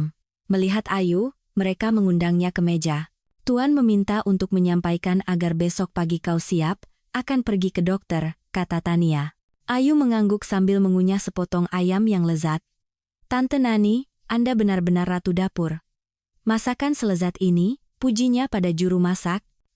Ayu, terima kasih, nak, atas pujiannya. Cuma tidak semua orang puas," wanita itu tersenyum pahit. "Tunangan Tuan sudah membuatku pusing dengan keluhannya," jelas Tania. "Entah supnya tidak pas, entah penyajiannya terlalu sederhana tanpa keanggunan, atau apalah. Apalagi sarapan, sudah membuatku pusing, tidak tahu harus masak apa lagi. Dulu waktu Tuan tinggal sendiri, selalu puas dengan segalanya," Tante Nani menyimpulkan. "Tapi sejak penyihir itu muncul di rumah, tidak ada yang tenang." Tania menghela napas berat. "Dengar," Ayu berkata kepada juru masak, "saya punya satu resep panekuk yang lezat. Teman-teman di kantor dulu sering minta dibuatkan. Kurasa cocok sekali untuk sarapan. Boleh saya bagikan resepnya?" Ia tersenyum. Dengan senang hati, "Nak," wanita itu gembira. Setelah mengobrol sebentar di dapur, Ayu kembali ke kamarnya. Aditya dan Cindy pulang lewat tengah malam. Ayu tidak bisa tidur, ia tenggelam dalam pekerjaan, jadi ia mendengar suara mobil yang datang. Bahwa Cindy berselingkuh dari Aditya sudah jelas. Hanya saja Ayu memutuskan untuk tidak memberitahu siapapun. Itu adalah hubungan orang lain, dan ia biasanya tidak punya kebiasaan ikut campur urusan orang. Meskipun sekarang, terdorong oleh perasaan keadilan, ia sangat ingin melakukannya, tetapi selalu berhasil menghentikan diri. Bangun lebih awal, Ayu bersiap untuk kunjungan yang dijadwalkan ke dokter. Dengan riasan tipis dan menata rambut panjangnya, Ayu mengenakan celana panjang klasik dan blus, tak lupa dengan sepatu hak tinggi. Waktunya tidak banyak lagi, jadi ia bergegas ke dapur agar sempat sarapan. Tante Nani dengan senang hati menyambutnya dengan resepnya, dan tak lama kemudian di atas meja, sudah ada sepiring penuh panekuk harum dengan saus buah khasnya. Sekarang, setelah semuanya siap, ia menikmati kopi harum sambil melirik jam, takut membuat sopir menunggunya. Aditya mandi, berpakaian, dan turun ke ruang tamu, di mana di meja sudah menunggunya Cindy, kepalanya sakit sekali. Malam kemarin tidak memberikan kesenangan yang diinginkan, belakangan ini, acara keluar bersama Cindy semakin membuatnya tegang, seringkali berakhir dengan pertengkaran. Tapi tidak pergi berarti lebih buruk lagi. Menyesap kopi, Aditya mengunyah panekuk. Di mana Ayu? Kenapa dia tidak ada saat sarapan? Setahuku dia seharusnya sudah bangun jam segini, tanyanya. Apa kau tidak berpikir bahwa pelayan tidak pantas duduk satu meja dengan kita? Cindy menatap tunangannya dengan menantang. Dia bukan pelayan. Sepertinya sudah kukatakan padamu bahwa dia menyelamatkan nyawaku, jadi dia adalah tamu di rumahku. Jadi sekarang aku harus mentolerir anjing kampung ini di sampingku? Kau lihat piyama konyol yang dia pakai? Betapa kampungannya seseorang harus turun makan malam di rumah yang layak dengan piyama? Ya, aku menyuruhnya makan dengan para pelayan dan jangan berani mengganggu kita. Cindy meledak berteriak, tidak sanggup lagi menahan diri. Dengar, Aditya untuk pertama kalinya menggebrak meja dan menaikkan suaranya. Di rumah ini, untuk sementara hanya aku yang akan memutuskan siapa yang akan duduk bersamaku di meja makan. Dan jika kau tidak suka dengan teman seseorang, makanlah di tempat lain. Setelah mengatakan itu, Aditya bangkit dan pergi ke dapur. Di sana ia mendapati Ayu sedang asyik mengobrol tentang sesuatu dengan asisten rumah tangga dan tertawa riang. Sejenak ia membeku di ambang pintu. Hari ini Ayu terlihat sangat berbeda. Celana panjang dan blus yang tegas menonjolkan kelebihan sosoknya, sementara riasan dan gaya rambutnya membuatnya terlihat sangat lembut. Ayu, panggil Aditya, ayo, kita harus pergi. Hari ini aku akan mengantarmu ke klinik secara pribadi. Gadis itu mengikuti dengan heran. Cindy, yang masih duduk di meja, dengan heran dan marah menatap Ayu yang telah berubah. Kau terlihat hebat. Pujinya pada Aditya ketika mereka duduk di mobil. Hingga ke klinik, mereka menempuh perjalanan hampir 1 jam, kemudian menunggu giliran dokter yang dituju. Ketika dokter selesai memeriksa gadis itu, keduanya sudah cukup lelah dan lapar. Lihat, dokter bilang lukanya akan segera sembuh, dan kau bisa hidup seperti dulu lagi, kata Aditya dengan gembira.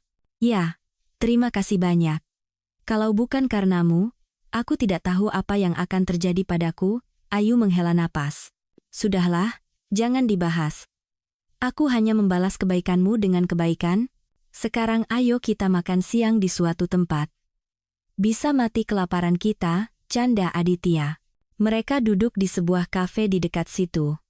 Aditya memesan makan siang lengkap dengan beberapa hidangan, sementara Ayu hanya memesan salad ringan dan jus. Oh, jadi ini sebabnya kau begitu mungil, tawa Aditya membandingkan porsi mereka. Makan siang berlanjut dengan obrolan dan diskusi tentang pekerjaan. Keduanya bersikap santai dan ringan. Aneh, kita baru kenal sebentar, tapi rasanya aku sudah mengenalmu seumur hidup, kata Aditya tiba-tiba, menutupi tangan gadis itu dengan tangannya, dan menatap matanya. Rasanya seperti takdir yang mengirimmu padaku, agar setidaknya ada sesuatu yang cerah dalam hidupku. Kenapa kau bicara begitu? Kau kan pengusaha sukses, kau punya segalanya. Ayu terkejut. Punya segalanya, tapi... Aditya bergetar. Jantungnya berdebar begitu kencang sehingga rasanya semua pengunjung kafe harus bisa mendengarnya. Aditya menghela napas berat. Ayo, aku perlu menunjukkan sesuatu padamu. Sesampainya di tempat tujuan, Ayu terkejut.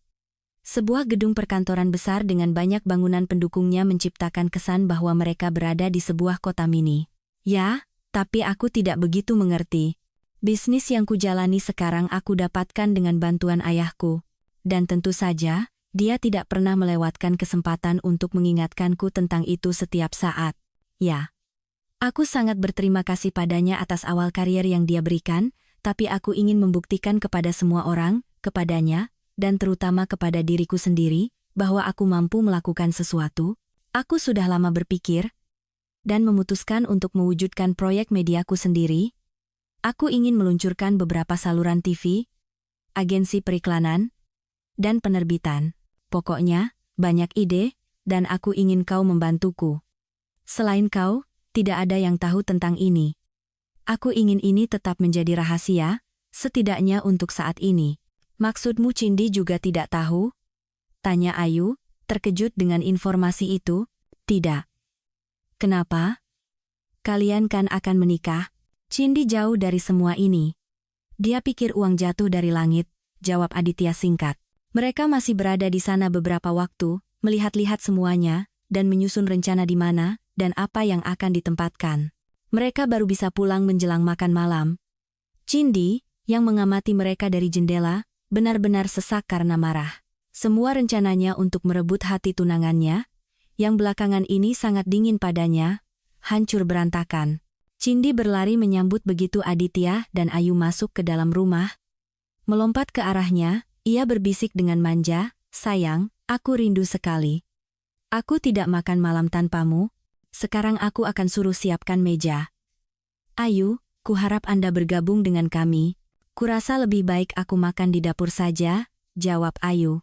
"Makan malamlah bersama kami, aku mohon," pinta Aditya. Ayu mengangguk, tidak sanggup menolaknya. Setelah berganti dengan piyama kesukaannya, Ayu turun untuk makan malam. Semua sudah ada di meja, hanya menunggunya. Melirik tamunya, Cindy mencoba menahan tawa, meskipun itu tidak luput dari perhatian. Pelayan menyajikan makanan.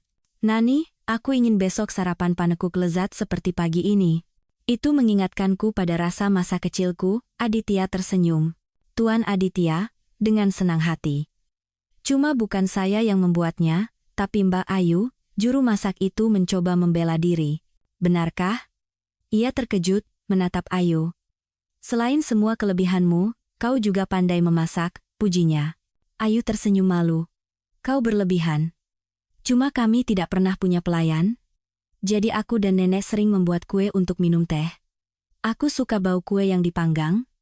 Rasanya menambah kehangatan dan kenyamanan. Aku sama sekali tidak suka panekuknya. Sangat berminyak. Dan berapa banyak kalorinya? Aku tidak bisa bayangkan.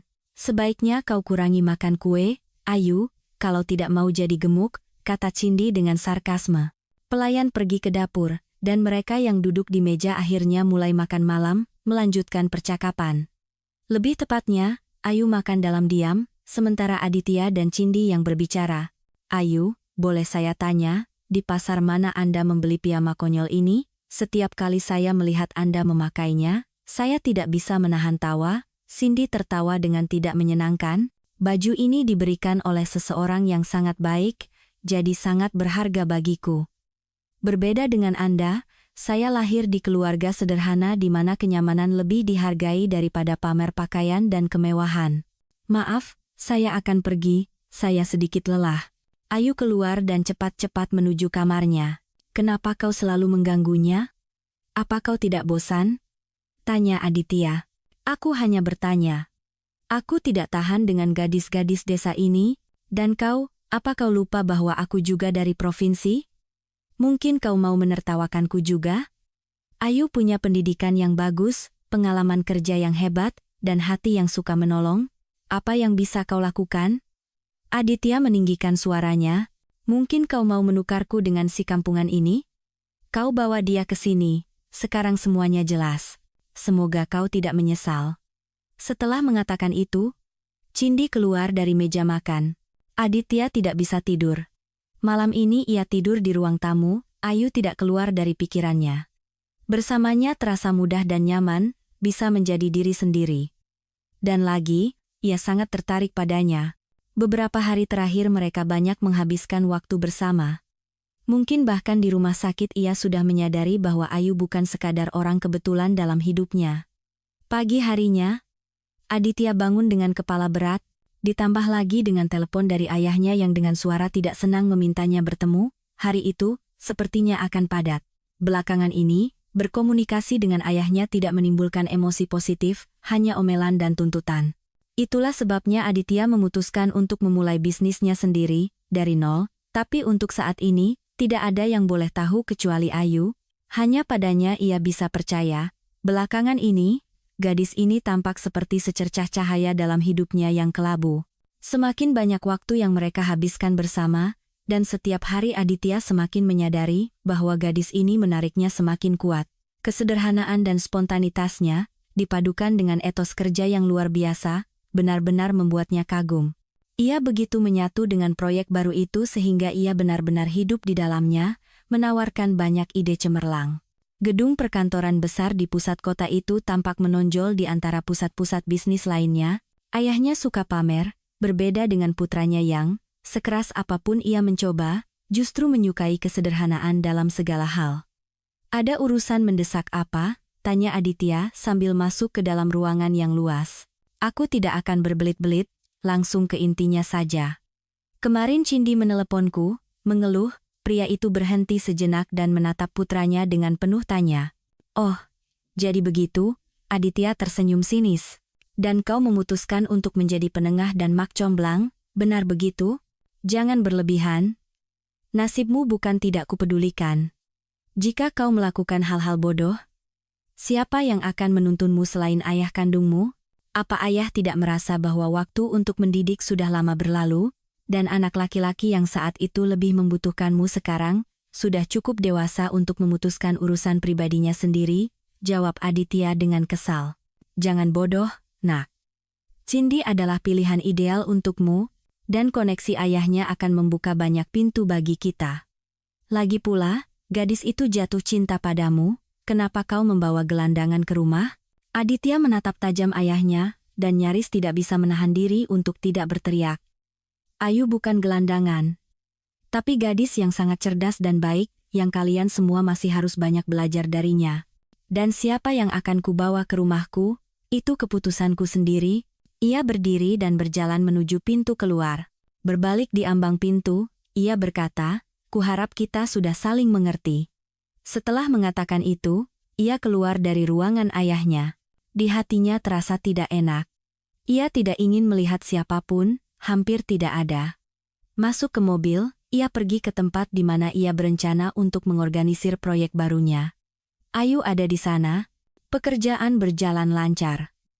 Gadis ini penuh antusiasme, Aditya melihatnya membungkuk di atas kertas-kertas, dan tanpa sadar mengaguminya. Aneh, tapi hanya di dekatnya ia merasa tenang, terutama belakangan ini. Menuangkan 2 cangkir kopi, Aditya mengetuk pintu ruangan. Ayu tersenyum. Bisa masuk tanpa mengetuk? Kau kan pemiliknya, kau begitu asyik, aku tidak ingin mengejutkanmu. Lagi pula, kau begitu cepat memahami pekerjaan sehingga sekarang aku merasa kaulah bosnya di sini, bukan aku. Aditya tertawa. Setelah minum kopi, mereka mulai membahas masalah pekerjaan. Ayu telah menemukan beberapa spesialis hebat, termasuk dari tempat kerja sebelumnya. Selain itu, ia telah mengatur pertemuan dengan perwakilan perusahaan pembuat peralatan yang mereka butuhkan. Aku juga sudah memikirkan desain ruang kantor dan menyiapkan sketsanya agar kau bisa lihat. Ayu menyerahkan sebuah map. Kau luar biasa. Tuhan sendiri yang mengirimmu padaku, tidak salah lagi. Aditya mendekati Ayu, mengambil tangannya. Gadis itu terdiam, ia juga, tanpa melepaskan pandangannya dari bibirnya. Keinginan untuk menciumnya begitu kuat sehingga ia nyaris tidak bisa menahan diri, takut akan reaksinya. Tiba-tiba telepon di sakunya berdering keras, Aditya mengangkat telepon, berjalan ke jendela. Dari wajahnya yang pucat dan kegugupan dalam suaranya, Ayu mengerti bahwa sesuatu telah terjadi. Ibuku sakit. Mereka menelepon dari rumah sakit, aku harus segera ke sana. Tentu. Jika butuh bantuan. Ayu tidak sempat menyelesaikan kalimatnya. Aku ingin kau ada di sampingku, tolong. Aditya memegang tangannya. Gadis itu mengangguk dan, mengambil pakaian luarnya, mengikutinya. Perjalanan ke tempat tujuan cukup lama. Meskipun musim hujan akan berakhir, cuacanya benar-benar ekstrem. Hujan lebat menutupi jalan, melumpuhkan lalu lintas. Di beberapa bagian jalan, telepon Aditya berdering beberapa kali, tetapi ia terus menolaknya. Akhirnya, ia berhasil menghubungi dokter yang memberitahukan bahwa ibu Aditya mengalami serangan jantung. Setelah menjelaskan situasi, dokter mengizinkan kunjungan besok pagi, karena wanita itu sudah sadar. Tidak ada gunanya kembali sekarang. Jalanan benar-benar terhalang, Aditya berkata kepada teman wanitanya. Kita menginap di apartemen ibuku, jika kau tidak keberatan. Tentu saja Ayu tidak keberatan. Ia sudah tidak bisa membayangkan hidupnya tanpa kehadiran pria ini. Aneh. Baru saja ia merasa mencintai Bima, dan sekarang pikiran tentang Aditya ia coba usir, karena ia punya tunangan. Tapi tidak berhasil. Ketika Aditya ada di dekatnya atau menyentuhnya, setiap sel tubuhnya merespons. Di dalam dirinya, ia menyukai segalanya, suara rendahnya yang merdu, aromanya, senyumnya, dan matanya. Dengan Bima, Ayu tidak pernah merasakan hal seperti itu. Ia memang menyukainya, tetapi tidak ada daya tarik luar biasa seperti ini, bahkan di awal hubungan mereka. Dan dengan apa ia bisa membandingkan? Gadis naif seperti dirinya saat bertemu Bima. Sebelum dia, ia tidak pernah memiliki hubungan serius. Di gedung tempat apartemen Ibu Aditya berada, ada sebuah supermarket 24 jam, tempat mereka mampir untuk membeli makanan. Di apartemen kecil itu, suasana sangat nyaman dan bersih. Ayu langsung memperhatikannya. Aditya langsung berganti pakaian rumah, yang sangat cocok untuknya. Kaos dan celana pendek sederhana terlihat bagus di tubuhnya. Ayu mengaguminya, berusaha tidak memperlihatkan, meskipun jantungnya setiap menit siap melompat keluar dari dadanya. Di apartemen itu banyak foto Aditya di berbagai momen hidupnya. Sementara Ayu beradaptasi di apartemen, Aditya mulai menyiapkan makan malam sederhana. "Aditya, kalau boleh, aku mau mandi," tanya Ayu dengan ragu. "Tentu, kamar mandi di sana," tunjuknya. "Cuma aku tidak punya pakaian ganti." Ayu semakin malu. "Kurasa dari lemari ibuku tidak ada yang cocok untukmu," ia tersenyum. "Mungkin kaosku bisa berguna. Kau kan mungil sekali, akan jadi seperti gaun untukmu." Sementara Ayu di kamar mandi, ia membayangkan bahwa mereka harus menghabiskan malam di satu apartemen. "Apa yang kupikirkan? Aku kan sudah tinggal di rumahnya, meskipun di sana banyak orang, di sini kami benar-benar sendirian." Pikiran-pikiran itu saling tumpang tindih. Ketika ia akhirnya muncul di pintu dapur dengan kaos dan handuk setelah mandi, "Ayu, pakaianku sangat cocok untukmu," akhirnya ia berkata, tidak melepaskan pandangannya. Baunya enak sekali, gadis itu mencoba mencairkan suasana. "Aku tidak yakin ini bisa dimakan, tapi kita tidak punya pilihan," Aditya tersenyum. Anehnya, semuanya sangat lezat. Selama makan malam, ketegangan sedikit mereda. Aditya menceritakan masa-masa yang ia habiskan tinggal di apartemen ini berdua dengan ibunya. Entah kenapa, ia ingin menceritakan tentang hubungan mereka yang rumit dengan ayahnya dan dendam masa kecilnya. Ayu mendengarkan dengan saksama, tidak menyela. Sekarang Aditya terbuka di hadapannya dari sisi yang sama sekali berbeda. Setelah makan malam, Aditya menunjukkan album foto, menceritakan kisah-kisah yang terkait dengan setiap foto. "Kau beruntung.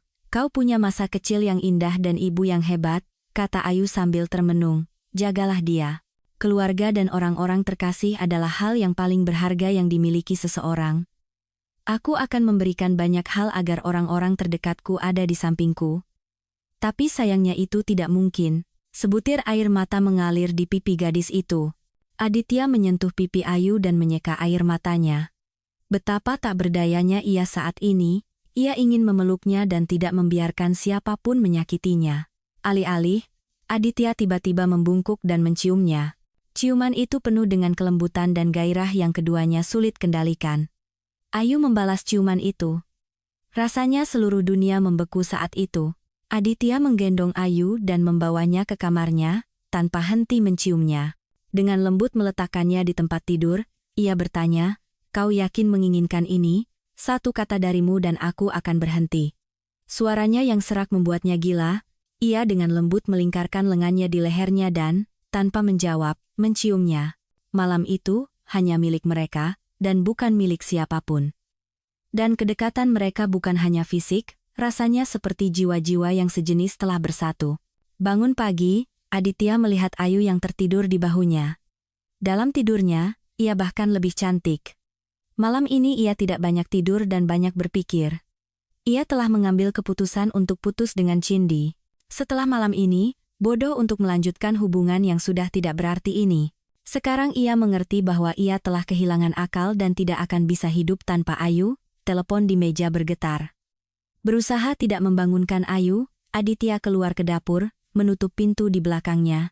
Tetapi begitu ia pergi, Ayu membuka matanya, memutar kembali peristiwa malam yang lalu di kepalanya. Ia ingin berteriak karena bahagia. Mengenakan kaos, ia ingin keluar, tetapi potongan percakapan menahannya di ambang pintu. "Cindy, hentikan. Ibu di rumah sakit. Aku akan datang besok, atau beberapa hari lagi, begitu nyawanya tidak dalam bahaya." Aditya mematikan telepon, dan Ayu lesu, menyadari bahwa ia hanyalah hubungan sesaat bagi pria yang akan segera menikah. Pagi itu penuh kesibukan. Setelah sarapan, mereka pergi ke rumah sakit. Pertama Aditya mengunjungi dokter yang merawat, kemudian mereka masuk ke kamar ibu Aditya. Wanita itu lemah, tetapi sangat senang melihat putranya. Dan ketika Ayu memutuskan untuk meninggalkan mereka berdua, wanita itu berkata, "Kau bersinar sekali, nak. Aku senang sekali kau akhirnya menemukan cintamu." Aditya memegang tangannya dan tersenyum. Mereka tinggal bersama selama 2 hari lagi, sampai dokter memberitahu bahwa nyawa ibunya tidak lagi dalam bahaya. Pagi-pagi sekali mereka tiba di rumah. "Aku akan bicara dengan Cindy hari ini juga, menjelaskan bahwa kita harus putus," kata Aditya saat masuk ke dalam rumah. Tetapi di ruang tamu, tunangannya sudah menunggunya, langsung melompat ke dalam pelukannya, mengatakan betapa ia sangat merindukannya. Melemparkan pandangan menghina ke arah Ayu, ia mencium Aditya yang bingung di bibir. Ayu bergegas ke kamarnya. Tetapi tak lama kemudian ia mendengar ketukan. "Itu adalah Cindy. Kau mau merebut tunanganku? Kau tidak akan berhasil. Tahu kenapa? Aku sedang mengandung anaknya. Anak kami. Mengerti? Dan semuanya baik-baik saja sampai kau datang ke rumah ini. Kurasa kau sendiri mengerti bahwa kau adalah orang ketiga yang tidak diinginkan dan akan membuat kesimpulan yang benar." Dengan kata-kata itu, Cindy meninggalkan kamar yang terkejut dengan berita itu. 2 jam kemudian, barang-barang sudah dikemas, dan Ayu menunggu taksi. Tiba-tiba seseorang menyentuh bahunya. "Ayu," ia mendengar suara yang sangat dikenalnya. "Tidak perlu, Aditya. Jangan katakan apa-apa. Aku harus pergi." "Cindy benar, aku adalah orang ketiga, dan ini akan lebih baik untuk semua. Anak adalah hal yang suci. Aku tidak akan pernah melangkahi itu." Suara Ayu bergetar. "Maafkan aku bersumpah, aku tidak tahu, sungguh. Tapi aku ingin bersamamu." Aditya menatap matanya dengan harapan. "Maaf, aku harus pergi, taksi sudah menunggu. Dan jangan khawatir, aku tidak menolak untuk mengembangkan perusahaanmu, tapi akan lebih baik jika kita tidak bertemu. Akan lebih mudah bagi kita berdua." Ayu berbalik dan berjalan menuju taksi. Aditya tetap berdiri, melihat kebahagiaannya pergi. Ya, ia bisa saja meninggalkan Cindy, membantunya dan anaknya secara finansial, tetapi ia mengerti bahwa Ayu tidak akan mendukung keputusan seperti itu, dan tidak akan menerimanya. Ayu menata hidupnya sendiri. Bekerja keras. Menyelesaikan banyak masalah agar sesedikit mungkin waktu luang. Aditya, sebaliknya, tidak pernah berhenti memikirkannya. Dari karyawan perusahaan, ia tahu banyak tentang Ayu dan mengikuti kehidupannya. Ia tahu bahwa Ayu sangat dihormati dan dihargai oleh semua karyawan, tidak mungkin lain, berada di rumah terkadang tak tertahankan. Hanya pikiran tentang anak yang akan datang yang menahannya di samping Cindy. Bulan depan pernikahan mereka seharusnya berlangsung, tetapi ia mencoba untuk tidak memikirkannya. Setiap malam ia bermimpi tentang Ayu, dan dalam mimpi itu mereka bahagia bersama. Suatu malam, ketika merasa sangat sedih, Aditya memutuskan untuk mengunjungi Rian, untuk sedikit mengalihkan perhatian. Pintu apartemen sedikit terbuka, jadi Aditya memutuskan untuk masuk. Melangkah masuk, ia mendengar teriakan 2 pria. Suara salah satunya milik Rian, yang kedua terdengar samar-samar akrab. "Lalu apa yang kau sarankan? Kalau kau tidak sebodoh itu, semuanya akan berjalan sesuai rencanaku." "Meledakkan mobil, ide konyol apa itu?" teriak Rian. "Lalu apa yang seharusnya kulakukan menurutmu? Kau janji uang, tapi uangnya tidak pernah ada. Lagi pula, semua pemeriksaan ini dimulai. Dia akan segera menemukan kebenarannya, dan siapa yang akan disalahkan? Kau tentu saja akan aman, tapi aku sudah memintamu untuk menunggu sedikit lagi. Dia percaya padaku 100%, tapi kita harus bertindak hati-hati." Dan setelah insiden mobil itu, dia mulai mengawasi segalanya dengan ketat dan mengendalikan semuanya. "Aku terpaksa bersembunyi," kata Rian. "Bagus. Dan sekarang setelah semua pemeriksaan, aku dipecat. Cindy meninggalkanku. Padahal dia hamil anakku. Dia bilang tidak mau bersama orang miskin.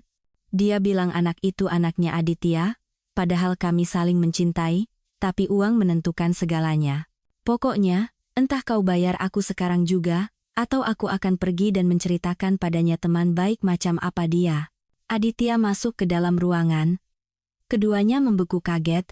Lawan bicara Rian ternyata adalah Bima, mantan suami Ayu, dan aku benar-benar menganggapmu teman, hampir seperti saudara, katanya kepada Rian. Kasihan sekali Cindi. Ia mengusir Cindi dari rumah malam itu juga. Dan paginya, ayahnya menelepon, mengancam akan mengambil alih perusahaan jika ia tidak mengubah keputusannya. Ambil saja. Aku lelah dengan kontrolmu. Aku tidak mau melihat kalian lagi, siapapun. Setelah mengatakan itu, Aditya mematikan telepon, mengambil kunci mobil, dan pergi ke alamat yang sudah lama dikenalnya. Ayu langsung membuka pintu. Maafkan aku bodoh. Cindi tidak hamil anakku. Dan aku tidak bisa hidup tanpamu. Ayu terdiam. Dan di pipinya mengalir sebutir air mata.